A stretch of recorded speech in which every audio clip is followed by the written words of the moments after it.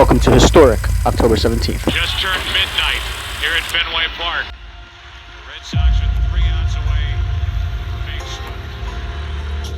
4-3 as Millar settles in. I remember watching this game and thinking it's going bad, but regardless of how it ends, what actually happened was impossible.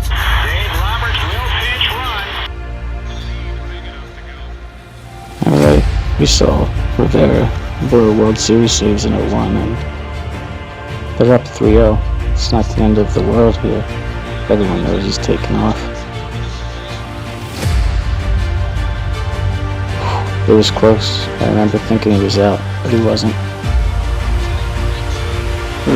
Oh, he's safe! No. Oh man. It's all windy. You give him momentum in the ninth.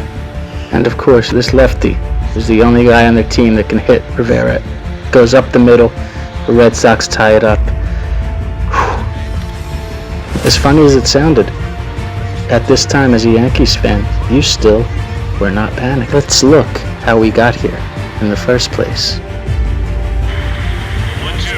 In the third, Derek Jeter, 2-out single in classic Jeter fashion. Batting leadoff, A-Rod follows him up, and I believe his first year with the Yankees, huge postseason thus far, puts him up 2-0 in the third.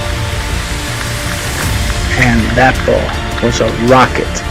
So all game, it felt like business as usual. The Yankees may lose, but never to the Red Sox. And nobody loses, ever, when they're up 3-0 in a 7-game series. In the fifth, El Duque gets shaky. 1 out, turn 2, and Johnny Damon, the name that would start to haunt us forever. He legs that one out, runners at the corners, 2 outs, and a dribbler is enough to put them on the board. El Duque has pitched himself into a jam, walks Ramirez, and then with bases loaded, 2 outs, Big Papi drives in 2, and the Red Sox, just like that, have the lead. Wow. But like I said, still had faith. El Duque comes back, strikes out Varitek. They're only down 1, and these Yankees, they didn't stay down for long. Look at that, to lead off the top of the 5th. Hideki Matsui triples. Starter Derek Lowe, we'd be done. And the next pitch, Ernie Williams chopper, they can't field it just like that. That fast, they've tied it again. This is what happened year after year in the postseason when the Yankees played the Red Sox. The curse of the Bambino seemed as real as anything I've ever seen in sports. And that play, it all changed. Bernie, I thought he was safe. I still think he was safe. He's called out. And you wouldn't know it then, but momentum shifted.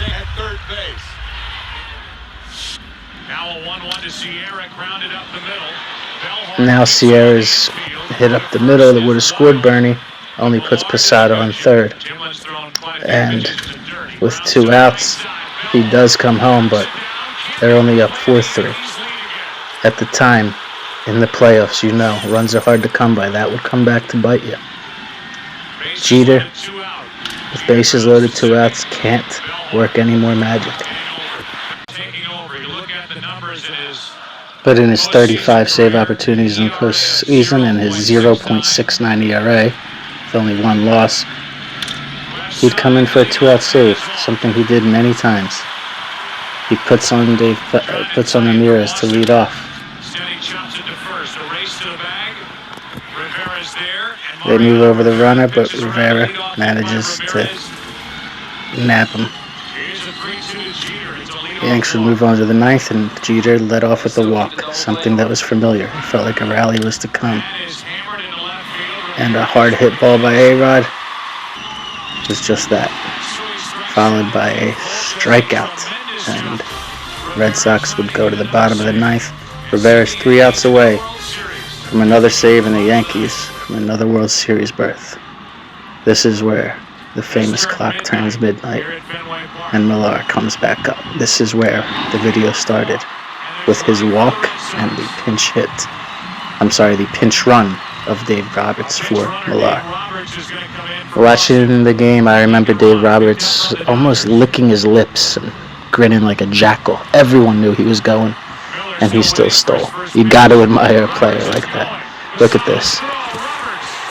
I think Rivera threw over there 4 times, and he would hold the ball 15, 20 seconds between pitches, and he still gets the steal. And the next play drives home the tying run in the ninth, and now you're in a situation where Rivera's tossed 2. He's going to battle and get out of the ninth, and the score's going to stay tied, but you're going to have to go into that bullpen, and Rivera's not going to be the option to close it out anymore.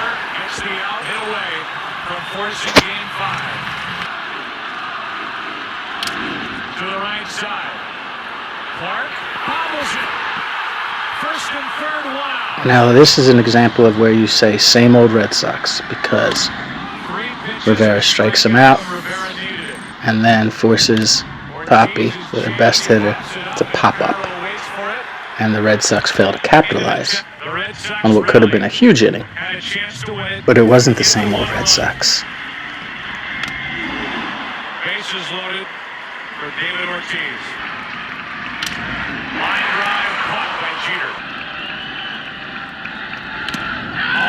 Veteran reliever Tom Gordon Flash was a welcome addition to the bullpen, and he held it down. And the Yankees started to knock again in the top of the 11th. That's Cairo getting a hit there. It's hard to say anything bad about Joe Torre, but why would you ever take the bat out of Derek Jeter's hands? Sure, he got the job done. They're playing small ball because it's extras, but it's Derek Jeter. And A-Rod is robbed there. And this is, when you look back, you can see these little things are happening that don't normally happen in all the history of the Curse of the Bambino. They always go the other way. Started the season with Seattle. Those weren't close. A 4-pitch walk to load the bases. You could probably count the times on one hand where the Yankees were facing an ERA over 5 from a bullpen with bases loaded in the playoffs against Boston with Bernie Williams up, and it didn't end in runs. Wow. And 1 a.m. They've changed that, but games used to start at 10 on Sundays, make room for football. Gordon is going strong in the 11th. He puts someone on, 2 outs. They allow another stolen base. Red Sox look like they have the exact same opportunity here as they did in the 9th. Damon on second, and it doesn't work out that way, as Manny Ramirez grounds out. And they're bringing in Paul Quantrill in the next inning. Hopefully they'll have a good 12th. They, again, lead off with a hit. Jorge Posada, he had a huge game that game, if I recall. Followed by Ruben Sierra, who hits it right at the pitcher, but it's just like a bunt. Same thing as last inning. You got a runner in scoring position, 1 out. Then they strike out. And they strike out again. So the curse looks like it's reversed. And in the next inning, the 12th, the first pitch, Manny Ramirez, who walked 3 times that game and had 2 hits in his 6 or 7 plate appearances, I don't recall, drills a base hit to left field. 2-1 count to Papi. Quantrill delivers, and good night. He hit that somewhere near Mars, over the 380-foot sign, and I remember walking away thinking, all right, they deserve a little mini victory. They're not going to do that 3 more times.